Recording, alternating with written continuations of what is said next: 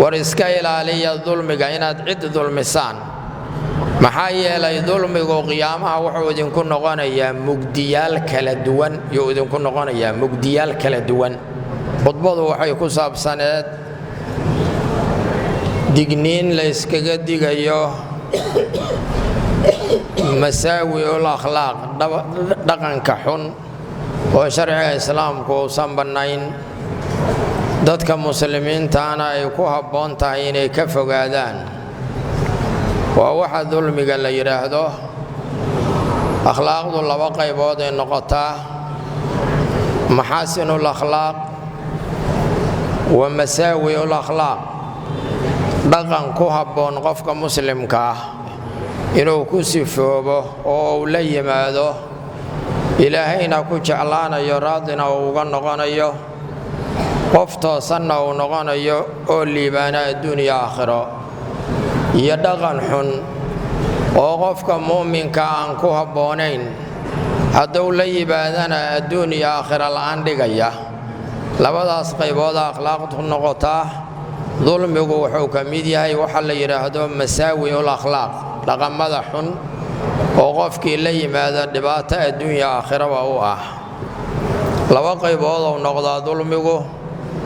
dulmul abdi li nafsihi wa dulmul abdi li ghayrihi qofku mar naftiisa uu dulminaya marna inta dulmigu isaga gudbo ayuu dadka kala dulminaya waxa ugu weyn dulmiga qofku uu naftiisa dulmiyo allihii abuurtay inuu ku kufriyo oo ku gaaloobo wal ciyaadu billah inna ash-shirka la dhulmun 'azim ya ilaahi yiri subhanahu wa ta'ala gaalnimadu waa dulmi weyn dembi weyn oo dunuubta kabaa'irta kamida weeye markaas haddana kabaa'irta ugu sii weyn tahay والكافرون هم الظالمون كوا قالوا بيغم بظالمين ها إلهي يري مرهدوا أدونكو أو إلهي عاصيه أو اللي أبورتي أو كفريه نفتي سيبه وحو بندقي هلاك الدنيا آخرة مدى آخرنا يوسي درنتهي ومدى وقوين ظلم العبد لنفسه أدونكو نفتي سو ظلميه وحايدنا كمده ظلم العبد لنفسه الإعراض عن آيات الله قفكو إنو كجيستو آياته إلهي وسودتشيي وقار معروف كفريين قارنا منكر ككريبيين قار ميزان وهايين إلهي كتاب كيس آيات الله تعالى ومن أظلم ممن ذكر بآيات ربه فأعرض عنها ونسي ما قدمت يداه سيداسا إلهي يري سبحانه وتعالى قفك الظلم بداني مجرو قفكي كجيستا إلهي آياتيسي ميزانك وها أول الربي حدود آياته الشيغيان إنو دول تاقنادو وصندافين ظلمك قفك نفتي سو ظلمنا يا أيه كمتهي وحاكم إذا ظلم العبد لنفسه تضييع الواجبات والوقوع في المنكرات qofka muuminka ah xuduud uu leeyahay xuduudii ilaahay u dhigay oo soonimaha ahaa inuu dhaafo waajib ilaahay saaray ayuu dayacay xaraam ilaahay ka xaraantinimeeyay ayuu ku talaabsaday waa dulmul abdi li nafsihi nafsadiisii buu dulmiyay maxaa yeelay wuxuu bandhigay halaag ayuu bandhigay qofku sidiisaba waajibka ilaahay saaray haduusan la imaan wixii ilaahay u diidana uusan ka joogsan sidaas uu dhaalim ku yahay waman yata'adda xuduud allah faqad dhalama nafsah ya ilaahi yiri subhanahu wa ta'ala qofkii xuduuda ilaahay talaaba hada waajibkuna xadow leeyahay xaraamtuna xaday leedahay waajibka xadkiisu waxa weeye inuu sakaafakan oo aad la timaadid oo aad xifdisid حرام تحديدنا وحويين هذا قط اللابسن وهذا الله إيمان حدود سلاهي دقي وسهدي معه قفكي طلابه وواجب ضيعه أما حرام سمية فقد ظلم نفسه بغير الله سبحانه وتعالى قفكاس النفتي سيو ظلمي والظالم dulmigu laakiin markaas asagiiba u soo laabanayaa naftiisa lagu tilmaamay inuu dulmiyay kaasna waxa la yiraahdaa dulmul abdi li nafsi waxa jira asaguna dulmul abdi li ghayrihi adoomaha kale inuu dulmiyo oo xuquuqda ay lahaayeen uu duudsiyo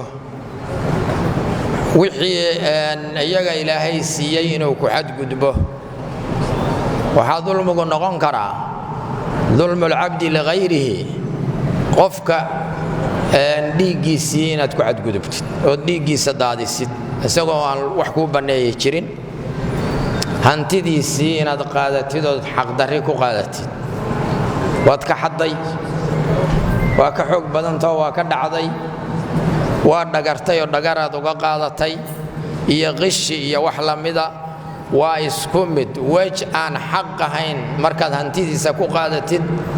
asagu madluum oo noqonaya aduguna daalim baad noqonaysaa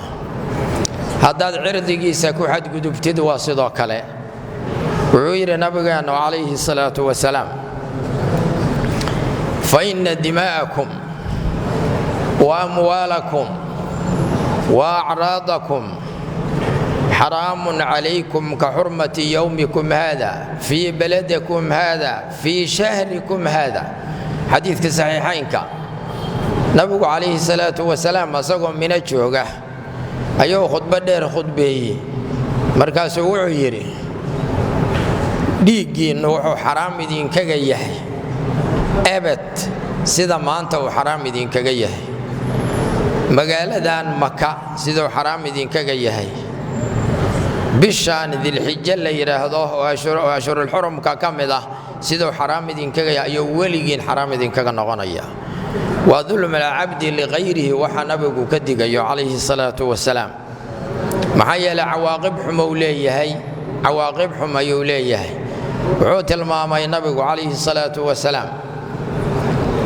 dhulmigu nooca marka uu ku tacalluqo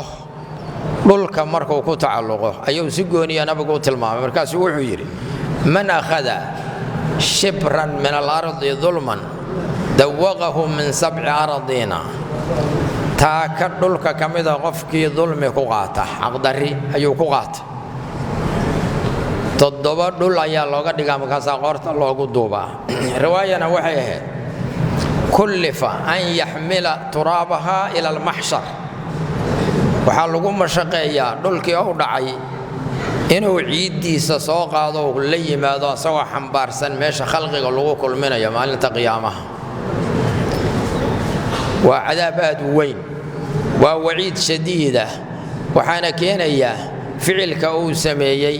waliba nabigu wuxuu tilmaamay sallallahu alayhi wasallam qadra shibriga taakada la yiraahdaa hadday ka badan tahay waa musiibo ku sii badatay weey oo ku sii korortay waa la iska ilaaliyaa dulmiga nooc kasta uu yahay dhulka markuu ku tacalluqana si gooniya yaa la isaga si ilaaliyaa bal nabigu calayhi salaatu wasalaam wuxuu lacnaday waan ogtihiin lacnad macnaheedu waxa weeye al-ibaadu an rahmatillah ilaahay naxariistiisa oo qofka laga dheereeyo weey nabigana ducadiisu waa mustajaabo qofku u duceeyo qofku inkaaro labadaba waa la aqbalayaa wuxuu inkaaray nabigu calayhi salaatu wasalaam labada qof oo dariska dhulka ay leeyihiin xuduudka u dhaxeeya oo lagu kala saaro qofkii ku xadgudba wax ka bedela ayuu nabigu lacnaday markaas wuxuu yiri la'ana allahu man ghayyara manar al-ardi ilaahay naxariistiisa ka dheereeyo qofka dooriya manar al-ardi dhulka calaamadiisa lagu kala saaro labada qof oo dariska waa inta u dhaxaysa waad soo sikata xaqiisii baad u soo sikatay calaamadii baad inta tirtitaad maaragtay dul degtay ama dhulkaaga ku badsatay lacnada nabiga kugu dhacaysa calayhi salaatu wasalaam lacnad mar haddaad aragtid dambi wata waa dambi weyn oo kabiira dunuubta waaweyn oo ku jira ilaahay baan ka magan galnay subxaanahu wa tacaala xaqa ibnu aadamku waa wax culus qofka qiyaamaha markii la tago hadduu la yimaado xaq bani aadam waxaa laga qaadaa wanaagii oo la yimid xasanaadkii markaasaa waxaa la siinayaa qofkii oo maaragtay dembiga ka galay adduunka markuu joogay xasanaadkiisu hadday dhammaadaan intaan laga gudin waayo waxaa laga yaabaa dad kala duwan inuu dulmiyey mid wacaayey mid hantidiisii u qaatay mid gacantiisa gaarto dhiigiisa u daadiyey wahaakada noocyo kala duwan oo dembi ah inuu ibnu aadamka ka galay baa laga yaabaa aakhire markuu yimaado xasanaadkii uu la yimidaa laga qaadayaa markaasaa waxaa la siinayaa dadkaas madluumiinta oo adduunka ku dulmiyey haddii xasanaadkii dhammaadaan iyadoo weli qaan lagu leeyahay qofkii dulmiga uu ka galay dembigiisii inta la soo qaadaa dusha loo saaraya markaasaa naarta lagu wada ridayaa isaga iyo dembigii uu xambaarsanaa waa wax aad u culus sidaa darteed nabigu wuxuu yidhi calayhi salaatu wasalaam man kaanat lahu madlamatun liaxadin min cirdihi aw shayin falyastaxlilhu minhu qabla an laa yakuuna dirhamun walaa diinaar qofkii qof kale dembi ka galay intaan qiyaamaha la tegin oo ilaahay uusan dembigaas la hortegin ha ka saamaxaad dalbo istixlaalaa la yidhaahdaa inuu ka saamaxo hadduusan u celi karin xaqii oo uusan sii karinin inuu ka dalbo inuu iska saamaxo yaa wanaagsan si aakhiro camalkaagii saalixa ahay aan lagaaga siin haddii laakiin aad la timaadid dembigii aad ka gashay aakhiro camalkaaga saalixahood adduunka la timidaa la siinayaa asaga adigana camal la'aana kugu dhacaysa saasaad ilaahay naxariistiisa ku weynaysaa subxaanahu wa tacaala ilaahay baan ka magan galnay subxaanahu wa tacaala dulmigu waa wax aad u xun ilaahay subxaanahu wa tacaala xadiisulqudsi wuxuu yidhi yaa cibaadii innii xaramtu dulma calaa nafsi wajacaltuhu baynakum muxaraman falaa tadaalamuu addoommahaygow naftayda waxaan ka xaaraantinimeeyey dulmi wamaa rabbuka bidallaamin lilcabiid ilaahay waa khaaliqu lkulli waa mutasarifu lkulli waa maaliku lkulli addoommihii asagu waxa uu ku sameeyo cid weydiinaysa aysan jirin laa yus'alu camaa yafcal ayuu ilaahay wuxuu tilmaamayaa inuusan dulminaynin oo uu naftiisa ka xarimay wuxuu kaloo ilaahay tilmaamay wajacaltuhu baynakum muxaraman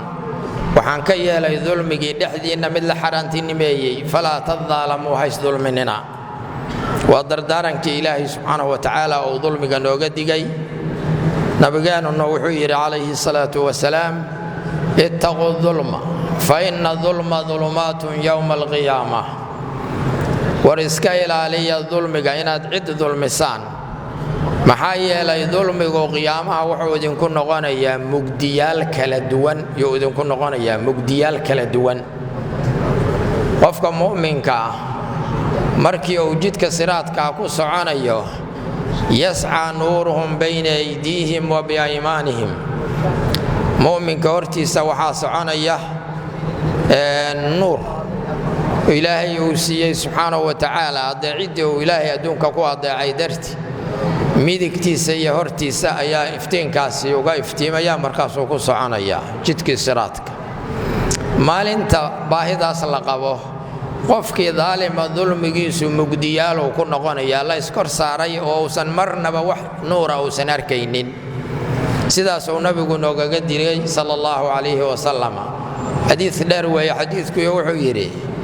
iyaakum washuxa waxaan kaloo idinkaga digayaa bukhliga hantida ilaahay idin siiyey inaad ku bakhiishaan oo dadka mustaxiqiinta aadnaan siinin iska ilaaliya waa idinkaga didayaa fa inna shuxa ahlaka man kaana qablakum min alumam ummadihii idinka horreeyey ayuu halaagay shuxigu xamalahum calaa an safakuu dimaa'ahum wastaxalluu maxaarimahum wuxuu ku xambaaray inay dhiiggooda daadiyaan bukhligaas dartiis iyo hantida darteed wixii ilaahay xaaraantinimeeyeyna ay xalaalaystaan marka hadduu bukhli yahay iyo hadduu dulmi yahay intaba masaawi'ul akhlaaq wey waa dhaqamada xun oo khudbada khadiibku uu noogaga digay oo noo akhriyey khudbada un baan tacliijinaynay marka waxaan isku boorinaynaa takhallaquu bimakaarimi alakhlaaq wabtaciduu can masaawi'i alakhlaaq كضبعي ياشا دقن كوناكسن كفوقادا دقن مدحون قفك مسلم كمستواه لغا رباهي halkaas weeye